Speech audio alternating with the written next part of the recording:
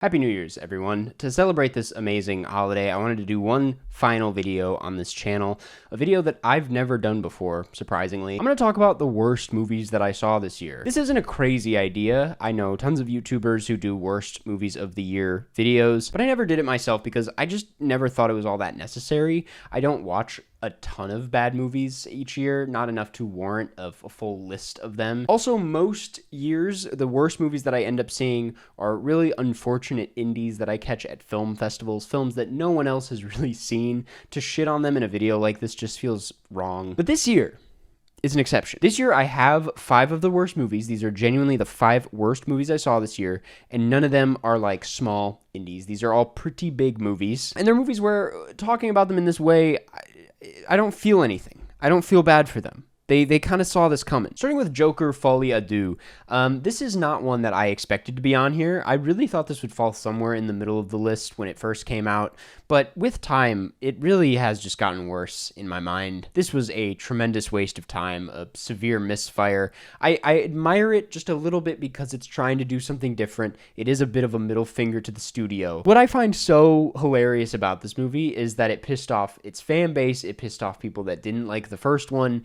It's like no one really liked this movie. Not even Todd Phillips wanted to make this movie. The best thing you get out of this film is Lady Gaga and a decent Joaquin Phoenix performance. They're the only ones trying to keep this whole thing afloat. Todd Phillips takes every opportunity he gets and just throws it out the door. I put it as the least worst movie on this list because, again, there's a lot that I admire about it. I think looking back at this film is going to be a ton of fun to be like, remember how big the Joker film was? Take a look at the sequel. And it's not like a shitty spin-off where half the cast don't return. It's like the exact same thing. Really what I love about this is that it takes like everything people loved about the first film. It's like you get the same atmosphere, same acting, same direction, and it just pushes it as far as it can before people start realizing how stupid it all is. And I mean, thankfully, a lot of people caught on. It was very funny listening to like other audience members while watching this being like, ooh, interesting. And then by the halfway mark, people were like snoring and tapping out. It's like, what are we doing here? Wolves, directed by John Watts. Hated this movie. This is a prime example of a film that I feel like nothing when talking shit about it. It's just, I felt nothing while watching it. This one just made me depressed. These others are like so bad, they're kind of funny, but this one genuinely made me depressed because you have 2 of the most like charismatic actors to ever do it. You have a pretty like easy setup. It's like your by the books crime film and it stars Brad Pitt and George Clooney. How bad can it be? I have to give John Watts this. I do think this looks a hell of a lot better than his Spider-Man movies. I think the lighting in this thing is pretty good. The camera work can be interesting. People look like they're in the room together, which is, you know, I can't believe we have to point that out as a good thing. But these days, it's just so dull. It's just a really boring, flat movie. Again, kind of similar to Joker, like whoever this is targeted for, which frankly is me, this really milks the chemistry between the 2 leads as far as it can. It's like, it really goes to show how long we will watch these 2 before it gets just completely pointless. I was like, yeah, maybe the script isn't anything. Maybe this is like the most boring crime plot I've ever seen in a film, but at least these guys are having fun. But even that gets old after like 45 minutes. And that's what it felt like to me. It's like just a film that's so desperate to appeal to people that it's like, it brings these guys in and they're not even trying. And it's like, did anyone want to be here on this film? I feel like so often when we see a film nowadays and we go, they don't make them like they used to, we usually praise the film after that. We say, well, look at this film. They managed to do that. And this thing seems to ride entirely on, look at this. Isn't this what you wanted? The movies that we don't make anymore like we used to? And I'm like, no, to earn that status, you actually have to make a good movie out of it. You have to do something. This thing doesn't do anything. I also just hate the title. Wolves. It's just so fucking stupid. Mean Girls. This is bad. Truly was baffled when I saw like how many people didn't hate this thing on Letterboxd. It's a terrible musical with like terrible music, terrible sound mixing, terrible lyrics, god-awful performances. I'm not a Renee Rapp guy. Especially after this, I thought she was just so corny to watch. The lighting looks terrible. This looks like it was filmed as like a YouTube original. It's not funny. Again, kind of depressing to watch considering how hard it's riding the coattails of Mean Girls. I know that it's based off of like a Broadway musical and all that, but it's just like none of whatever whatever makes that appealing comes to life here. If Wolves was like trying to appeal to an older audience or people like me who just get a kick out of George Clooney and Brad Pitt, this is really trying to appeal to like a TikTok crowd. And maybe it did work on some people. Clearly, some people seem to enjoy this, but goddamn, was this a hard watch. Madam Web, I feel like we don't even need to say that much about Madam Web at this point. This is pretty obviously a horrible movie, and anyone that saw the trailer knows that. You didn't even need to watch the damn thing. Although, unlike the rest of what's on this list, I recommend you watch this film. You have to see this thing. It is a so bad it's good movie.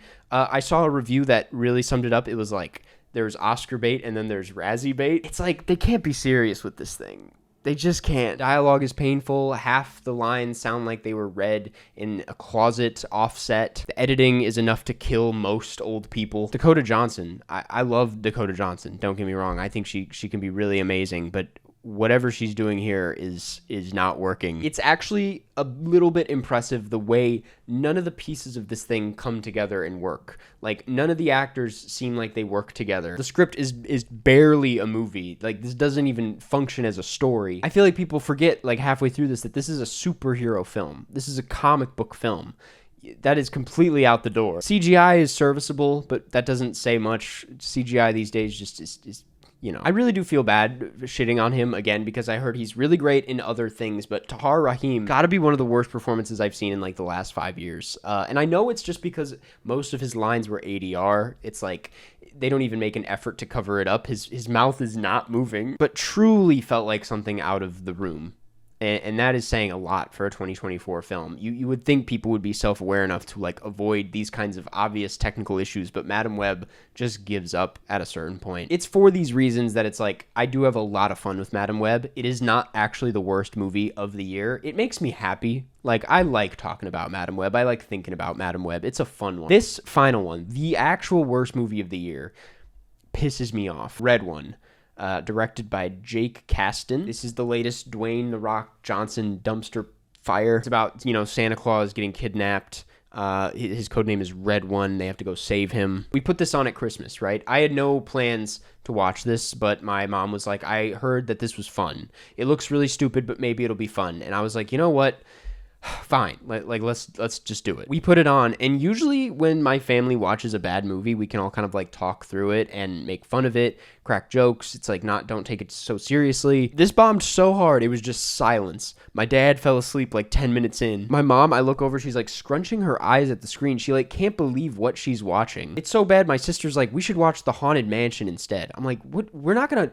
If that's the alternative, you can't see anything. It's dimly lit. It's gray. It's muddy. It's like, I've talked about muddy CGI so much over these last few years. This is the worst example of it. Like, you actually can't see what's happening on screen. They cut to the North Pole, the magical place. That first North Pole shot should be amazing.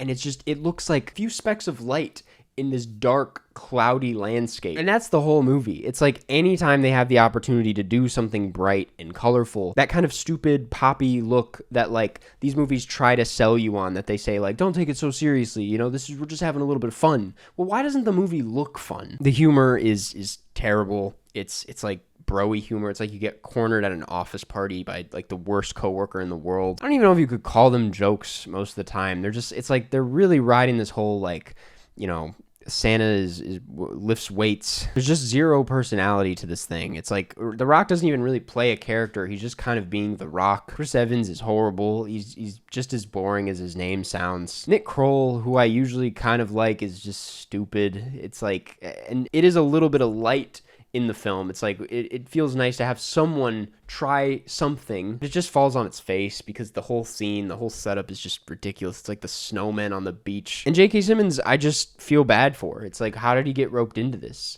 This is embarrassing for everyone involved. It's just one of those movies where the people that defend it, the people that made it, are like, you know, why is everything gotta be so like serious these days? Why can't we just have a stupid fun movie? Isn't this what the movies are about? And it's like, sure, I can get on board with that. But if you're gonna push that kind of message so hard, it's like, make the movie fun. You know, make something that is as colorful and as stupid as you pitch it as, because this is just boring slop. Anyway, this is why I don't do these videos. They just put me in a bad mood, and now it just ruined my day. Anyway, those are my worst movies of the year. Thanks for watching and listening and And don't watch these movies. Don't just avoid them. Watch literally anything else. I think that'll do. All right.